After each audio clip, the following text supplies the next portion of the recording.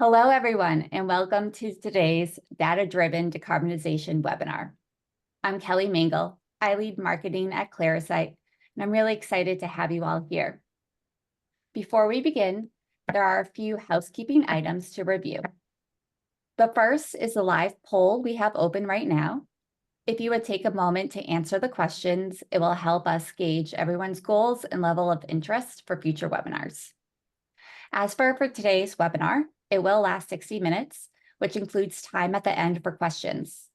Please use the Q&A window in the Zoom toolbar to submit your questions at any point. This webinar is being recorded, and we will email it to you within 72 hours. We have a jam-packed agenda, so let me quickly introduce our speakers.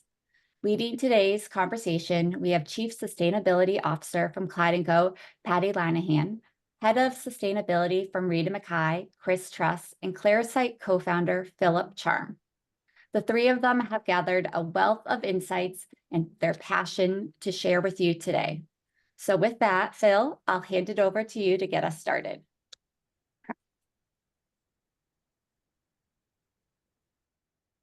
And Phil, you're on mute now. Now I have the mute problem. Wow, we're really starting off well today. Well, happy Thursday, everyone. Thanks so much for joining. My name is Phil Charm, and I'm really pleased to have everyone here for the next iteration of Clarasight's webinar series.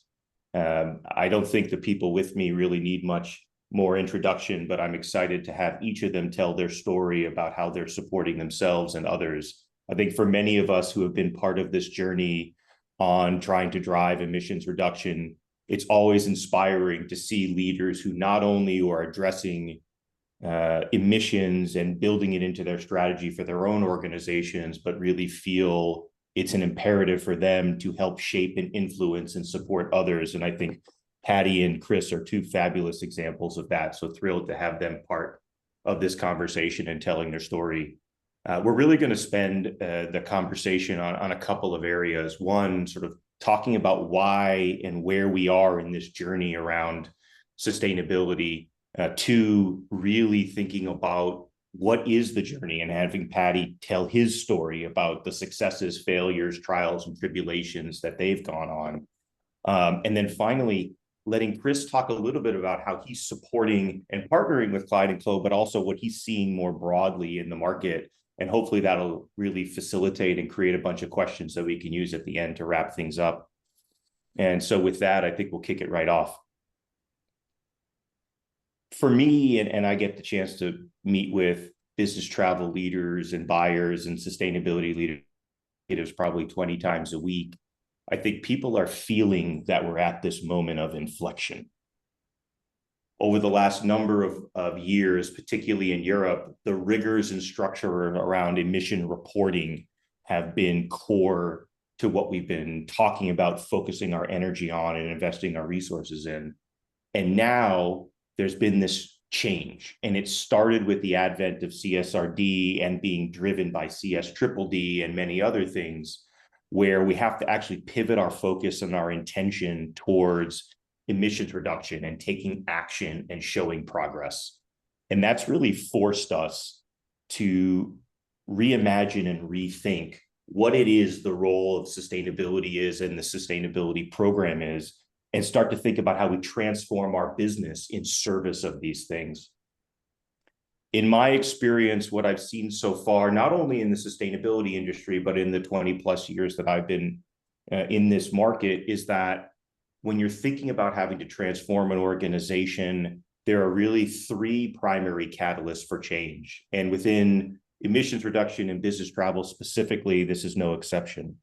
One is there needs to be a disruption event or events that really create the opportunity for change.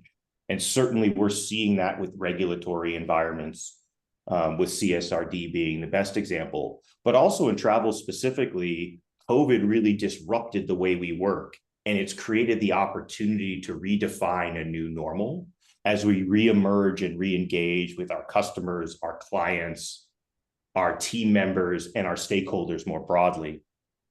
The second is really being able to quantify and understand the risk of doing nothing. And this is actually the key point that I think we will see over and over again, both in this conversation, which is the organizations who are successful in really pivoting towards emissions reduction are able to quantify that risk. What I found is that there are really two drivers of this. Number one is regulatory risk, and the second is customer risk. Do I have a risk or client risk? Do I have a risk of loss of revenue? Or do I have a risk of increased revenue because my net new clients or customers may not be willing to engage with me if I don't have this program in place? And then as a result of that, how do I efficiently and effectively reduce that risk? And that allows me begin to really think about catalyzing and driving change, because this is no longer an extra item I need to think about. It's actually core business driver.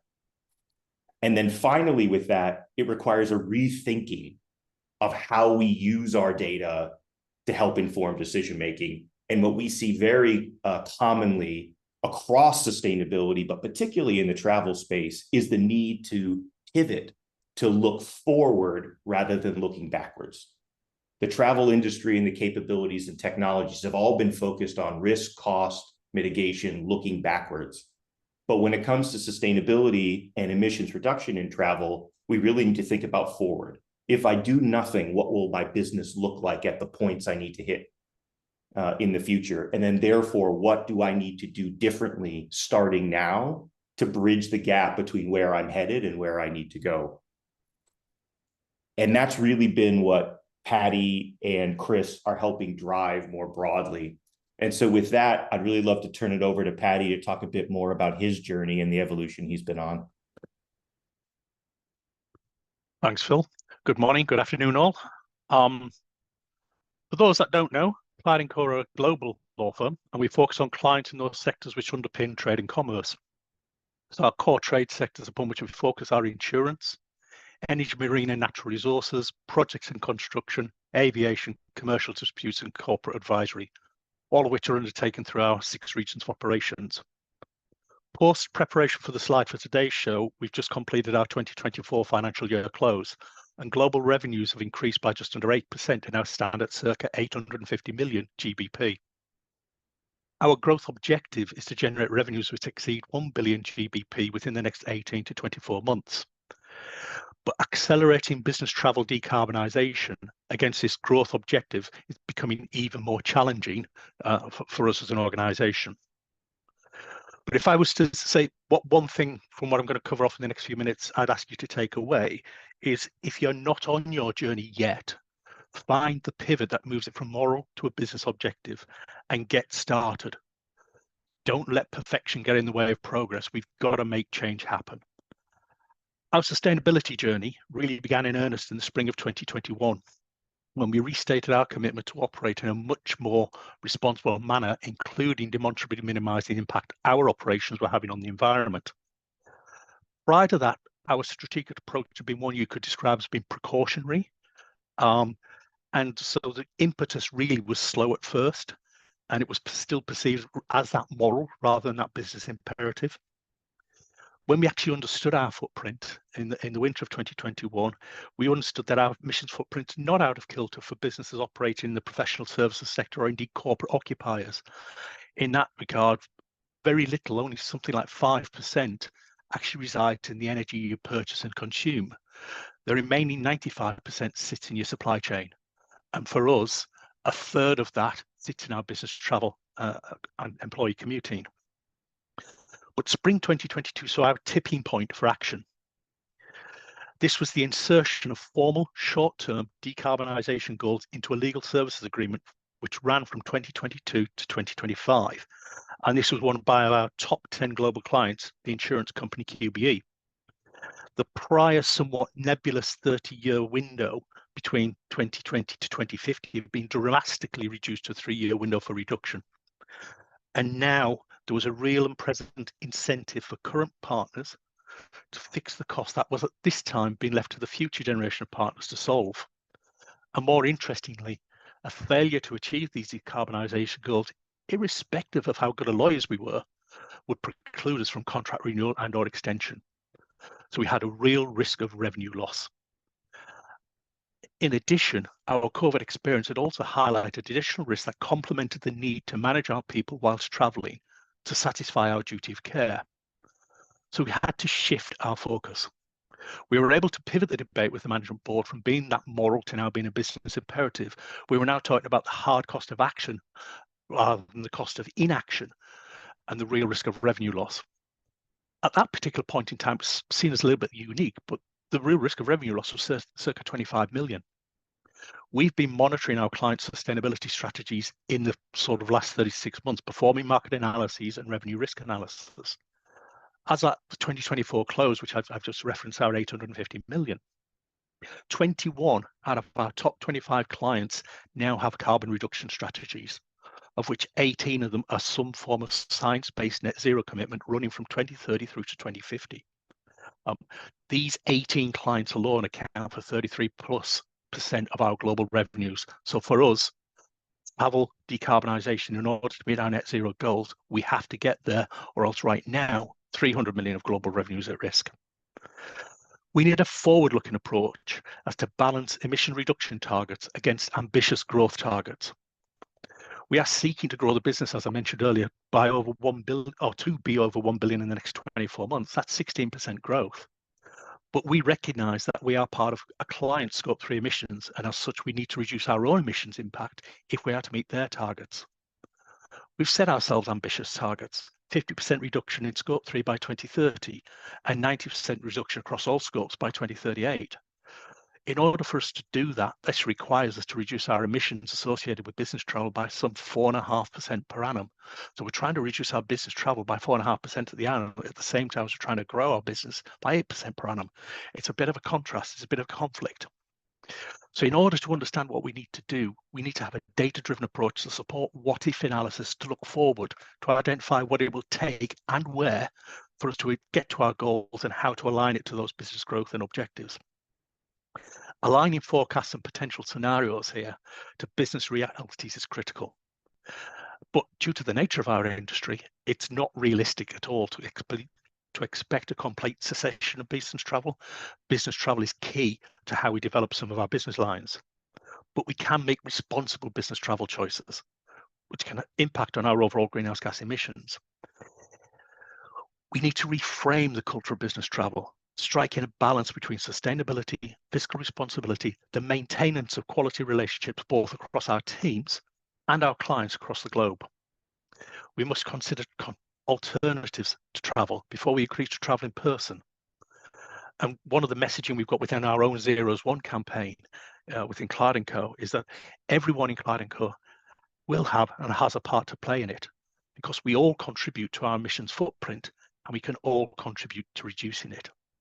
So using sustainability as a catalyst, we can address traditional business travel challenges and goals. We can look at guidelines versus policies. We can use global TMC, increase duty of care, avoid leakage, etc. And that is, to change that approach, our relationship with Chris and the Mackay team has gone to evolve from one that's been transactional in nature, covering 3 of our 6 regions, to being one that is truly strategic, covering all of our regions, all of our information. And as Phil has indicated, we're now starting to look at our historical information that Mackay are able to provide for us, both on spend and carbon, to then look at the sort of information that Clarasight can then give us analysis and insights into look at trends and challenges, not just for Clyde Co, but for industry as a whole. But I think I'll pass now to Chris to tell us a bit more information around that. Hey guys, very nice to meet you all, and thanks for your attention. Thanks very much, Paddy and Phil. Just a quick introduction to myself. Obviously, my name is Chris Truss, and I'm Global Sustainability Director at Mackay. Mackay are a corporate travel management and events business, headquartered in the UK, but with offices around the globe. And we are specialists, I would say, in the professional services sector, the legal sector, of course, of which Clyde Co are a part. And actually, what's really interesting is that the conversation we're having with Clyde Co is one which is very, very familiar to us in terms of the conversation we're having with multiple other clients. In fact, every single client we talk to now, this is a key driver. And I think a recognition of that from a Reed Mackay perspective is that sustainability now is almost the driver of the conversation with regards to business travel, as opposed to historically it was left in the corner. And that's meant that as a business we've had to really pivot our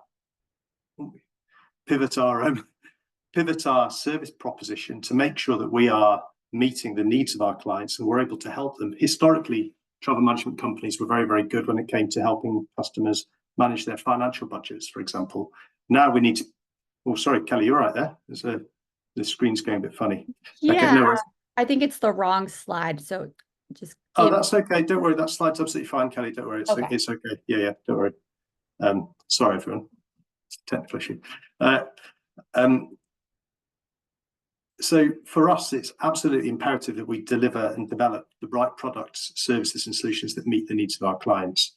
So what are our clients asking us for? Well, look, very, very in alignment with Paddy's position, actually, 60% of Reed Mackay's top 100 clients have either got a science-based target or a net zero target. And obviously that comes with a huge focus on decarbonising the business. So clients are asking us for good quality reporting. They're asking us for our assistance in driving modal shift away from particular modes of transportation, trying to help their businesses downtrade cabin classes, hotel classes. And there's a real desire for more granular information on that to help drive the right behavioural choices. But I think one of the key challenges that our clients face and we face is helping to change the behaviour and the way that businesses travel. Travel is so ingrained into the DNA of how businesses have operated for the last 20, 30 years that making that shift is incredibly difficult. So looking at that, I think the next slide now, please, Kelly. I think we'll just move on to that. Okay. We definitely do have the wrong slides here. Yeah, some reason the slides are not correct. Let me just stop sharing and try, and so many technical difficulties today. Don't worry, Kelly, that's fine. I'll just carry on. I think one of the other things that we see from clients is that we as Reed Mackay are part of the client's scope 3. We are all ultimately part of everybody else's scope 3. So there's a huge downward pressure on us as a business to also have a very strongly and clearly articulated journey in our own rights. We see this as almost as a hygiene factor for the future, and something that we wish to compete with our competitors on, is to make sure that we're very, very well placed to articulate that strongly and give clients what they need. So from a practical perspective, what are the things that we're looking at doing and how are we doing that? Well, as Paddy mentioned, from a global perspective, having an understanding of the landscape in which we're operating and the landscape we're operating, the landscape of the clients, and making sure we've got a unified strategy for that client to help them achieve what they need. Clyde Co have a global business with multiple regions, and the world isn't flat, so they will have different requirements from a travel policy perspective, for example, in different parts of the globe. So as we seek to roll out Reed Mackay into new markets, we will be looking at nuancing the travel policy to meet the needs of each individual geography that Clyde Co have employees in. The travel policy in the US, for example, may be different to the travel policy that they have in Europe. And therefore, an ability to nuance what you're deploying in each of those regions is really important. When it comes to the travel policy, one of the things that Reed Mackay recently implemented is the capability to set travel policy on carbon. Again, historically as a business, and we're no different to our competitive set, we've always been very good at setting policy around the cost of the trip or the class of the travel of the trip. But as carbon and the CO2 footprint of that journey becomes more and more important, more imperative for a business to drive behaviour on, we want to pivot our servicing solution so that we're able to give clients the information at the point of sale, during the booking flow, and to set travel policy on carbon, as well as or alongside price, so that that becomes much more front and centre of the decision-making process. Once that travel policy is set, it's then obviously very, very important to make sure that employees, consultants, online booking tools are all singing from the same hymn sheet, and everybody's got access to exactly the same information. So parity of information to both the bookers, the travellers, our staff, people providing advice is really, really important. So visibility of that CO2 footprint at every single step of the booking journey is really, really important. The other demand that we've had from clients is to provide much more granular and accurate data. Historically, the TMC world has relied on generic calculations, for example, DEFRA or EPA. And really the industry is going through a change now to deliver much more granular emissions factors. We use the Google Travel Impact Model as our granular methodology. There are others in the marketplace, all delivering very, very good quality granular information, which will help to drive the right behaviour away from higher intensity modes of transportation, higher intensity modes of or competitors on a particular route, whatever it is, to really start making sure that people have visibility and do that. And if we wish to set policy around that. We also want to make sure that there's accountability and visibility at all steps of the journey. So ensuring that the carbon footprint and any declined carbon savings that an individual may have chosen not to take are made available, either from an approval perspective and or on itineraries or travel documentation. Quite frequently within the legal sector, for example, it's not the traveller who's actually making the reservation. It might be an executive assistant or a centralised booking function.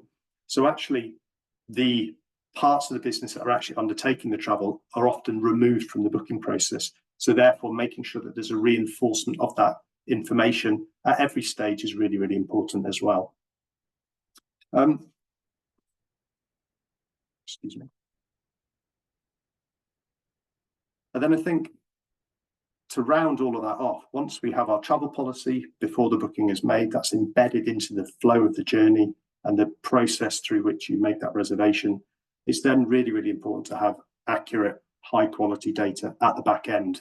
And that needs to be global in scope, clearly when we're operating in a global context. And it needs to be something which can be utilised both by the client directly, Clyde Co in this instance, and or handed off to a third party in the instance of Clarasight.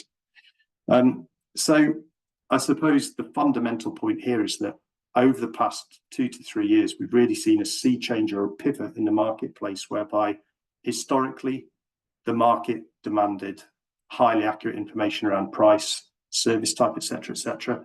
And the pivot now is to make sure that carbon is given equal, if not more prominence to price at every stage of the journey. Kelly, if you just flip to the next slide, please. Great. So I think stepping aside from Clyde Co specifically, and when we look at the wider landscape, I think, as I said at the start, lots of these conversations are ones which we're having with multiple clients, and there's a sort of common theme or thread that runs between all of them.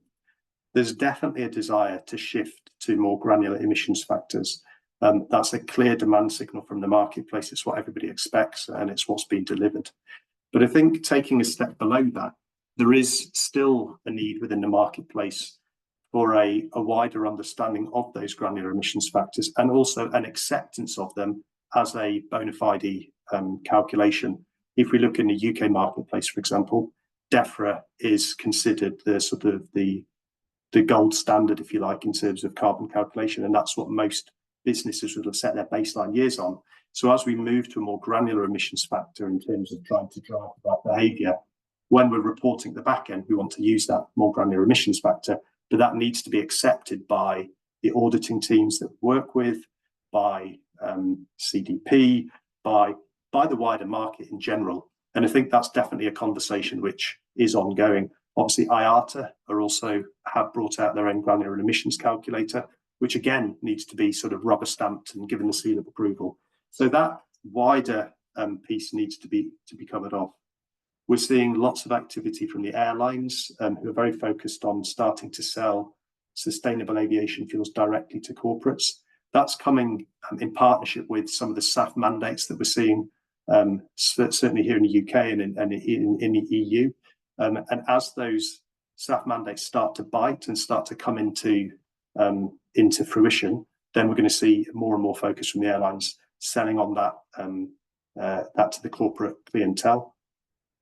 I think the other thing we're also seeing is a growing confidence from IATA on the net zero trajectory that the industry as a whole has set itself. One of the questions I'm often asked by clients is, it's all very well us trying to decarbonize our own travel program, but what's the industry doing? And IATA have got a very well articulated strategy around their 2050 net zero trajectory. And with every passing month, more information, more meat is put onto the bone of that. There are many, many variables still at large, I think is probably a fair way to say it. Lots of uncertainty out there, but more and more visibility for that really helps everybody start to plan and build that into the models and the decarbonisation they're seeing.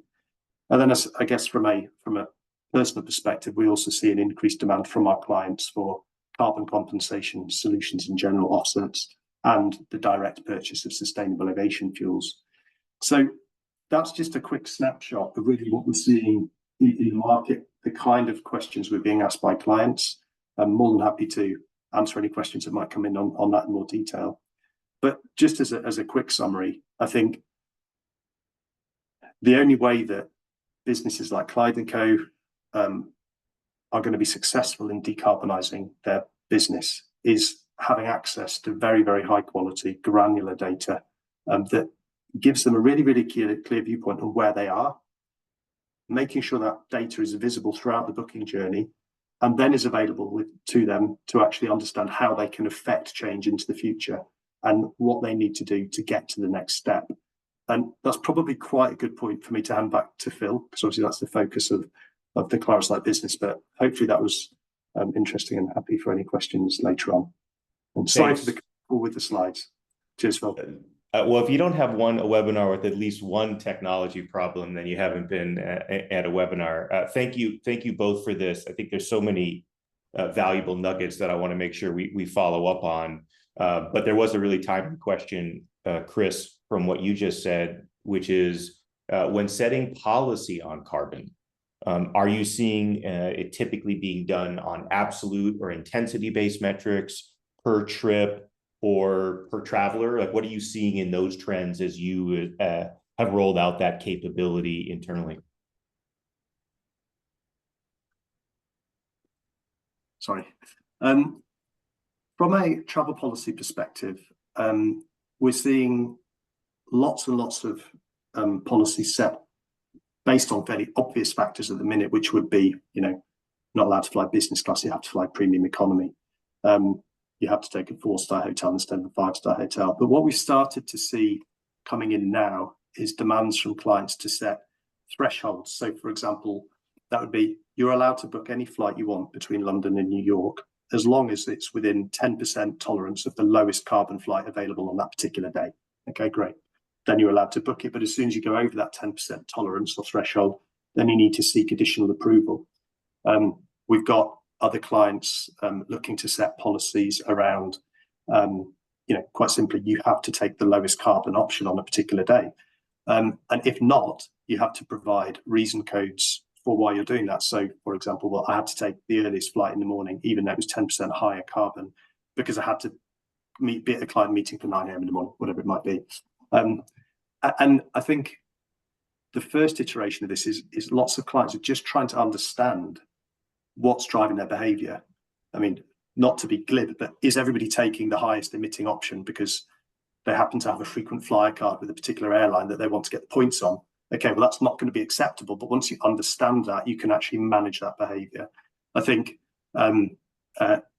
it's very much the thin end of the wedge, but starting to really just try to get your arms around the problem, understand the nature of the challenge so that you can start to affect it is what we're seeing. But I think that either an absolute policy banning certain types of behavior, starting to see those, and we're starting to see those kind of more nuanced tolerance-based policies coming in as well. I hope that answers the question.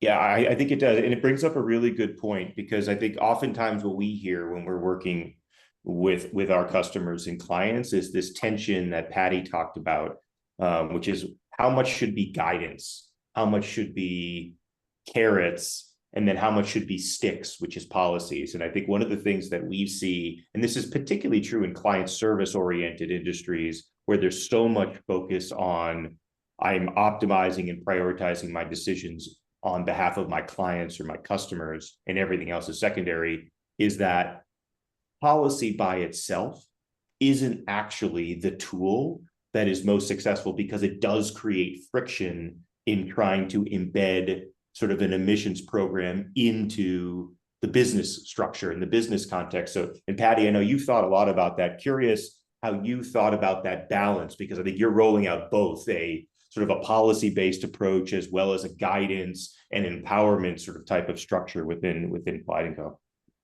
Yeah, thanks, Phil. If I just also come in off the back of the previous question, whether it's absolute or intensity ratios, I think when you look at the net zero strategies that firms are engaging, certainly our own, for example, is an absolute emissions reduction.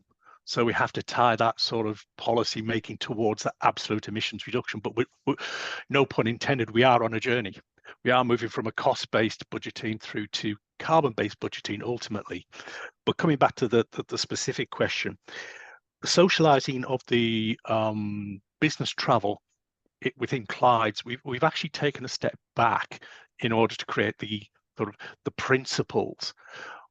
We're trying to treat our people across the organization as adults, not as children. So we're actually asking them to think about it themselves. So that act in the best interests of is put in the context of our clients. Your clients are asking us to do this. So think about it before you then go and book X, Y, Z. Think about whether you need to see your client face-to-face 4 times a year, when perhaps you can do it twice a year and do 2 virtual meetings. Think about it. And if you do need to travel, think about the model of travel. Are you actually acting where we're sort of, for our people, we're loosening. We've taken policy away. We've created that guideline structure, but we're also acutely conscious. Chris and the team who are receiving the booking request need something to work with. So we've actually gone with a policy, I guess it's guidance that we're looking to issue to all of the R&M bookers to know what the parameters are, what are the guardrails around this. At the moment, the real focus is moving all of our operations to be managed by a TMC. So we've still got that traditional lowest cost option, if you like, guidance within the TMC booking pace. But by the end of July, we're looking to pivot that to being, give us the 3 greenest cost options. And as Chris says, what we're likely to do then is if one of those aren't taken, that'll pop up at the point of time. And we're looking at post-event policing, because we can't police 5,500 people's travel day in, day out. So treat them as adults, give them guardrails for what they can book within, and then look for post-event policing to see where people are basically ignoring that. And our CEO has gone for a great strike. It's 3 strikes and you're out. So you'll get a warning first time around. Second time around, you'll have a much more stiffer conversation. Third time around, you've really got to consider where you're acting in the best interest of Clyde Co. Because our clients are asking us to do this. Our people are asking us to do this. We have to decarbonize our operations, but we have to also reframe that balance. And I think that, Chris, you touched on it in terms of the regional nuance thing. Absolutely right. When we come to look at UK and Europe, there's going to be a heavy lean towards rail travel, particularly where there are point-to-point journeys that can be done. Short-haul flights are the absolute no-no in relation to decarbonisation challenges. But North America and Australia, there's no point us looking at rail travel as being the travel of choice. So we need to look at possibly the airlines we use, who's using the more modern fleets, who's making greater advanced use of SAF. So our nuancing exercise that we're going off at the moment is to recognise that whilst the principles might be equitable and across the partnership as a whole, because we are one global partnership, we have to actually recognise the practicalities on the ground. So ultimately, we will be pivoting across from a spend budget to a carbon-based budget, which recognises those nuances in the regions, and then we'll try and manage the carbon budget thereafter. But it'll be an absolute reduction rather than intensity pieces, which is why, to your earlier point, Phil, we need to look at our history to get insights into what we're doing so that we can actually plan what we need to do in order to meet our goals going forward. Yeah, thank you for that. And I think the question on socialization to add on top is one that is, and Chris, I think you'll have a lot of perspective here as well, given the sort of change management and pieces that come in. It is a really important topic. And to me, and this is where I think what Clyde Co and Paddy have led is so important and powerful, which is the framing and aligning from a leadership level about being a business imperative versus a moral imperative is absolutely critical in the way we think about socializing it with our stakeholders. And the reason for that is very clear. If something is a moral imperative or a non-business, not clearly aligned to business outcomes, it's much harder to have that conversation that Paddy just talked about around 1 strike, 2 strike, 3 strikes, because you can't tie it to the efficacy and impact on clients or on customers. But through this lens of being able to quantify the business risk and the imperative on this allows you to actually incorporate this so that you can elevate emissions into the decision criteria. And for some companies, it will be the #1 criteria over and above cost and other factors. For many companies, it won't, but at least will be part of that conversation. And the socialization and then the empowerment of it is predicated on being able to tie it to the small number of critical business objectives that align to a company strategy. And so very often what we find is that that disconnect or the space between emissions and sustainability as a goal from core business objectives is one of the critical factors in how you think about successfully socializing. And that's particularly true in client service where everyone is oriented on this measure. And so if I can understand, in a private partnership context, that 30% of our potential bookings annually is at risk, that's for any person in the world, regardless of their maturity on sustainability, they can tie that to the success and longevity of their business, which makes that transformation, that socialization much, much easier. And I think is a very common pattern of successful organizations tying it to that. And whether that's client outcomes or whether that's through compensation tied to these types of outcomes, either way, it helps create those direct links versus simply being a moral ask that gets added to the list of things that you need to focus on. But Chris, would love your perspective on this as well. Well, I mean, ultimately, I agree with everything you've said. I mean, I think the clients we see that have been most successful are those that have got the buy-in of senior people within a business. It's aligned with the objectives of the business, and the whole business is behind it, and everybody understands it. I think when we talk about sort of socialization, I think a lot of the challenge here in making people or encouraging people to do the right thing is making sure that people get it, that people actually understand. And I think obviously Clyde Co is a very, very good example of that, where it's very, very clear. But no matter what business you're operating in, you've got to win the hearts and minds of the people that you're trying to take on this journey. Otherwise, you're not going to succeed, because you're just going to run up against challenge and people ultimately not doing as you ask. So you have to have that. I think a large part of education also comes through to the TMC. I mean, I think we recognise that as a business, we've had to train a lot of our staff. I mean, historically, again, going back to the good old days of the TMC, you would expect your staff to be experts on the seat pitch on a particular aircraft versus on another aircraft.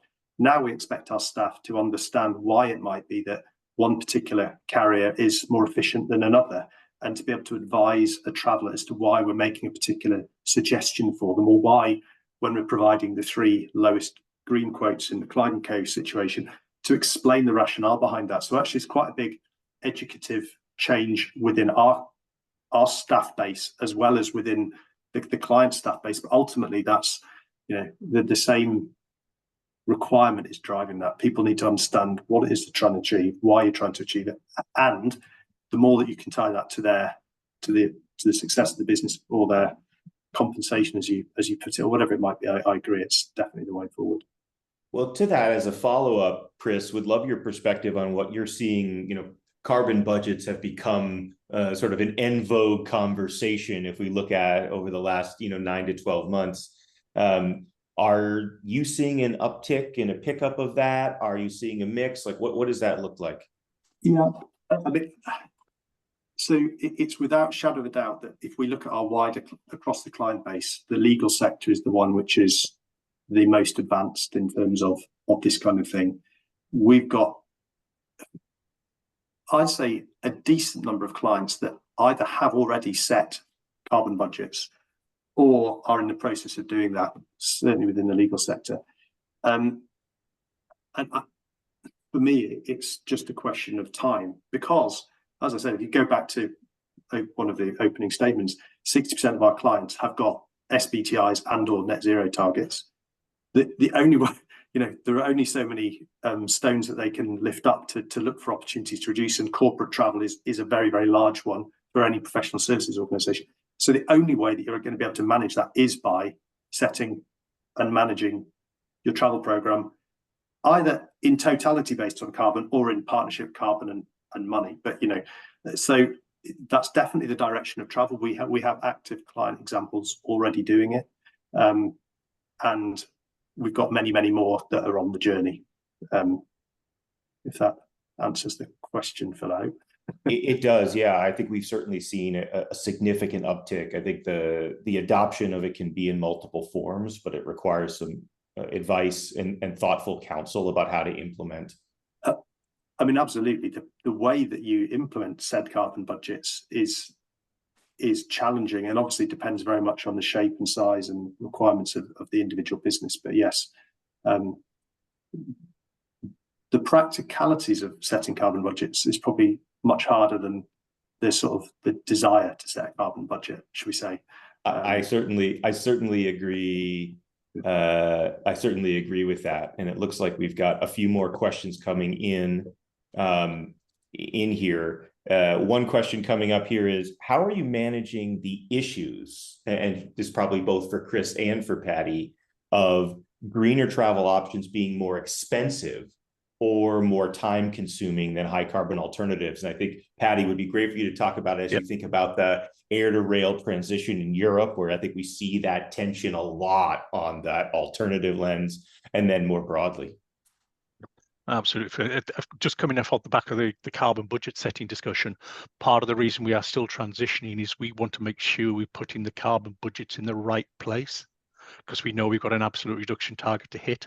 So we know we've got spend budgets across the organization at the moment, which are sort of historically driven, but we need that analysis, certainly for the next 12 months, to understand when we actually do come to set a carbon budget, that we're giving it to the right people who have the right travel requirements. So that's a bit of we're probably going to run two, a financial and a carbon budget, which then links it to this next question, which is the issue of greener travel options being significantly more expensive or time consuming. Well, I think the expensive bit is probably the easier one to answer, because the expectation is that whilst individual cost per trip may be going up potentially, the number of trips we are taking will be going down. So there should be that counterbalance, and we should be looking at the value we're getting from each trip, which plays into then understanding where ultimately we need to be providing the carbon budgets for our future activities, that we're actually putting it towards business growth options. Interesting, the point about the significantly longer. This plays into one of the comments I made earlier, that our instruction to use TMCs across the globe isn't just around carbon management, it's around our obligation and duty of care to our people. So there has to be a balance. So, for example, I think, Chris, you used the example of potentially that needed to go to an early morning flight because they were contacting with a client during the day, as opposed to taking a middle of the day flight, etc. We are very much around the prospect of, if actually, and I've got a really good example of it, I'm meant to be going to Berlin on Thursday of next week. And one of the things I did say to my travel booker was, is it possible for me to use Eurostar and get to a point in Europe and then take a direct train to Berlin? Actually, that wasn't possible, because the journey itself was around 11 hours. And so on this occasion, I'm going to have to go to a short haul flight, because that balance of ability to work on such as Eurostar. I went to Amsterdam at the start of May. I got 4 hours working on each passage of the journey because there was better Wi-Fi in Eurostar than there is in the office at times. So I was a great travel journey, but I couldn't do that for the Berlin trip. So you have to strike a balance as to what's practical, what's a duty of care to your individual against the cost and the carbon piece. But coming back to that cost carbon piece at the start, our expectation as we start to achieve our goals is that the quality of the trips will be improved and we just make lesser trips, so the cost is balanced off by that. But interesting, on the remuneration point or the compensation point, we are considering that. We've got a 2-year window to think about whether we will bring in sustainability objectives to individual remuneration, starting again at the top. But we're hoping we don't necessarily need to do that. But it's not an option we're turning away just yet. I think if I can just add to that as well, I mean, it's obviously the case that taking the train is more expensive than rail most of the time, certainly in Europe. But the flip of that is that if you are a business that's serious about driving down your carbon budget or carbon footprint, then there are cheaper alternatives which are also lower carbon. A classic example would be switching from business to premium economy. So that, whilst not necessarily palatable, we are seeing quite a lot of clients trying to maximize the financial budgets that they have, but by changing their behavior. So, for example, outbound day flight to the States in premium economy, business back, as opposed to business out and back, which is A, much lower carbon, B, much lower cost, and sort of solves both of the problems at the same time. That's not going to work for everybody, and it's not going to work in every single example of the time. But I think, you know, it's almost sort of the salami slicer approach, isn't it? That this problem isn't going to be solved by some silver bullet that just makes everything okay. It has to be done incrementally by reducing the number of trips, compressing meetings into one journey that you're taking, looking at shifting people out certain classes of cabin, down trading. All of these individual actions, when they are added together, you know, start to shift the needle. But I don't think anything is, so there's going to be some of them you're going to win on cost, some of them you're going to lose on cost. But as long as the overall direction of travel is to bring your carbon footprint downwards, then ultimately overall you're winning. That's what. That's a really important add. I'd say the thing that underpins a lot of what Paddy is talking about is something he referenced earlier on, which is looking forward and asking what if. Right? For all of our programs, there are a few tools that we have at our disposal. One is traveling less, as Paddy mentioned, with a particular focus on how do we reduce lower value trips, one-day trips, how do we combine things? And the second piece is how do we actually reduce the intensity of the valuable trips? And the thing that we need to think about, and that Paddy it does, and I think what a lot of leading organizations do, is they look to the future and say, what is our business needs going to dictate? And then amongst that footprint, how do we start thinking about modeling out, what if I did this and I did this? And that allows you to understand and not have to think exclusively on a per trip basis, but actually at the portfolio of decisions that make up that cost budget. And I think that's a really important framing to think about, because you're trying to figure out what's the total pool I have from a spend perspective, from an emissions perspective, and then how do I reallocate that, not on an individual trip basis. And that's at the heart when Paddy talks about providing guidance, providing empowerment versus policy. That's allowing leaders to optimize decision-making over a period of time, to think through how would I, do 4 trips to 2 trips and things like that I think are really important. So Lauren asked a follow-up question that I think is a good one. How do you negotiate and allocate carbon budgets within your organization?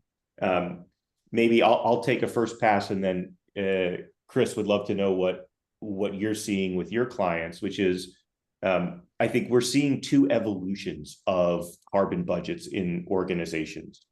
And it starts with setting higher level budgets at a business level. That could be business unit, geography, client, things of those nature.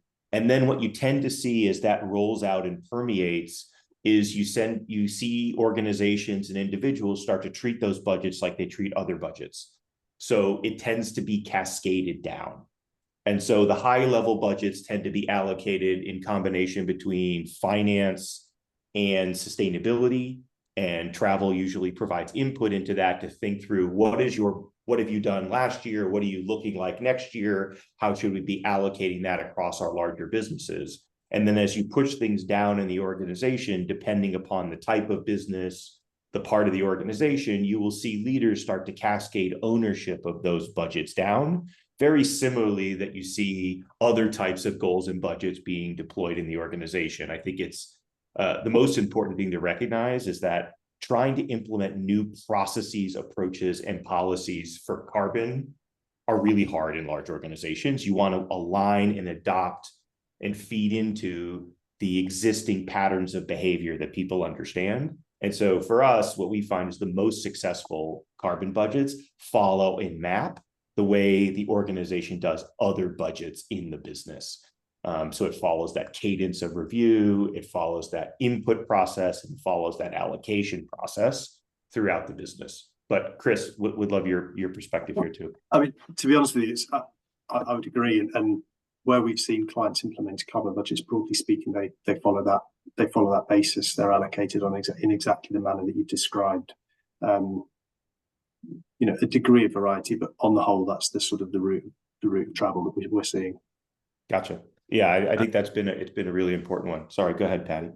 Yeah, I was going to say I absolutely agree with that, because the direction of travel we're taking, Phil, on this one is that we want to bring our carbon data to the same level of importance of the financial data, and so that approach to bring it forward, bring it up that same sort of cadence, and then that allocation piece is the bit that, whilst we do it initially, we then have to come back and refresh as we look where our growth objectives are, be it in region, be it sector, be it, and so it's not one of these sort of, I would typically call it the public sector accounting, where you use it or you lose it type approach. We will move it around in the context of what it is we need to do to meet our business objectives, whilst at the same time meeting our emissions reductions objectives, because the reality is we still have to chip away 4.5% per annum as we hit away towards 2038. So we've got to be cognizant, we've got to put it to where it needs to be used by the people who are going to generate the growth. So it's not one of these cases where you've had 1,000 tons this year, you're going to get 800 tons next year. You might actually get 1,500 tons next year, because that's appropriate, because you're the area of focus for clients next year and travel. So we have to be much more sophisticated about it, but you're right, the cadence and the approach is no different to how you set and manage a financial budget. Yeah, I think what I found fascinating with our customers who are on this journey of carbon budgets is how quickly business leaders who are unfamiliar with sustainability adopt and start to treat their budgets in that way when they feel accountable as owners. So we have customers that, like you do your financial budgets, every quarter are negotiating and trading. They're using it to say, I need this, you need this, because we're all in this for the shared ownership. It becomes natural, and it just feels like part of their process that fits in the culture of the way they do budgets. I want to make sure we have about 5 minutes left, and we have one very important question and comment, and then one follow-up question coming from the things, and then we can wrap up. So Philip, fabulous name, by the way, spelled with one L. Respect that a lot. Talks about emissions calculations and moving towards actual flight fuel data and the difference between all these different methodologies. And I think it's a really important point. I'll make a comment, and then Chris, would love you to weigh in on this, because I know you've just gone through this evaluation process, which is granularity of emissions in the process there is going to be a journey. And there needs to be a balance between precision and accuracy. And in the world we are today, like, those two things don't necessarily align all the time, because some factors include X, but some don't Y, radiative forces being a great example of, you could be more accurate in places, but not include radiative forces. So what are you netting out? And then the balance then becomes something that was touched on earlier, which is emissions calculations not only need to be used for internal purposes to understand the levers and decisions, but also have transparency and have the rubber stamping so that auditors and other regulatory or bodies that are evaluating this can feel comfortable with it. And you get to have these tensions between those 2 points, because auditors tend to want commonly adopted transparent standards because that reduces risk from an audit perspective, but that then tends not to align with those that want to be innovative and lead towards granularity. But Chris, would love your thoughts here.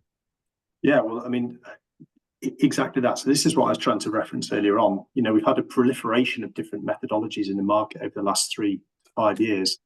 And it's, you know, I actually have a lot of time for all of them. As long as the key is that we need to understand each of them, and you need to understand the devil is in the detail in terms of what they're generating. The follow-up question that was posted was that the individual would like to see emissions factors based on actual fuel burn data. And that's ultimately what everybody wants. The challenge is getting our hands on it. It's very, very closely guarded by the airlines. It's proprietary information. And that's the challenge that IATA CO2 Connect model is trying to address by taking actual fuel burn data. But even IATA don't have access to that data as yet. I think they've got very, very few airlines that are actually feeding in the fuel burn data. So we have to rely on statistics, on publicly available information, and trust the people generating these methodologies that they are accurate. I mean, obviously, we've done our own assessment of these, but I think the wider industry, as I said, needs to sort of come to some sort of an agreement as to, and we speak regularly to, you know, the governing bodies that we work with about exactly this, to get some sort of rubber stamping or approval for certain methodologies, because clients want to use them. There is no point in Paddy shifting, you know, 50% of his business from airline A to airline B to yield a reduction in carbon footprint, if when it comes to the sort of the end of the year and he has to do his carbon footprint reporting, he's still using a generic DEFRA average that shows no difference between the two, because his behavioural changes he's managed to make within the business won't be rewarded in his annual reporting. So there's a step that needs to happen to get to that point. But I do feel that, you know, it's not too far away, and it is being talked about. It is underway. But yeah, it's in the pipe. Philip, you just said that certain airlines are now ready to share. I mean, I know that IAG, which are releasing their fuel burn data to IATA CO2 Connect, and there are others in the pipeline as well. So yeah, I agree with you. I'd love to see it as well. Yeah, thank you for that, and thank you, Philip, for the question. So, you know, in the last 2 minutes, I'll say thank you to our guests. Thank you, Chris. Thank you, Paddy, for this. I think it's been really valuable. You know, both Chris and Paddy want to continue to share their experiences. So if you're looking for more information, if you want to have more conversations, please do reach out, and we'll make sure to help get you those answers and those insights. I'll leave everyone with a couple of points that I think are critical for the takeaways. Number one, and Paddy referenced this at the beginning, you have to frame emissions reduction as a business imperative. You have to translate emissions into the metrics that the rest of the business understands. From a travel perspective, that's cost, that's duty of care. From a business leader, from a COO, CEO, CFO perspective, it's revenue at risk or revenue potential gain. And if you aren't able to do that, it's really hard to drive lasting change. And in doing that, you have to then rethink the way you talk and use your data, really thinking about forward looking. What is at risk in the future? What is in going forward? How much will I save next year, where COVID years are not a good predictor of the future, and really transition that thinking. You then, really important to start ask what if, and incorporate the business requirements and the business imperatives into your thinking. As Paddy mentioned, if we're going to grow in certain areas of the market, we want to allocate more emissions in those places to support that business, not less. We really have to think about what do we expect it to do, and how can emissions reduction be an enabler of those business goals, not a hindrance. And then the final piece, and what is, I think, going to be the common thing that we start talking about and really focusing on the future, is around proactively engaging with your clients and customers. Paddy talked about the relationship and the importance with QBE in this journey for them. And the answer is not, are your clients or customers going to do this? It's which ones already are and haven't told you yet, and who are your competitors in the market that are proactively engaging on it. You know, we already work with 3 of the largest companies in the world who are actively implementing this year. It's not a question of if, it's a question of when. So be proactive and engage to become a differentiated strategic partner. It will help you win and actually frame and enhance sustainability as a business imperative. So with that, I'll turn it back over to Kelly to close us up. Yes, thank you everyone so much. Phil, Chris, Paddy, thank you for your fantastic insights. Again, we will be sending out the recording of this webinar in the next 72 hours. I do apologize for the technical difficulties that we had, but appreciate your patience. Thank you again.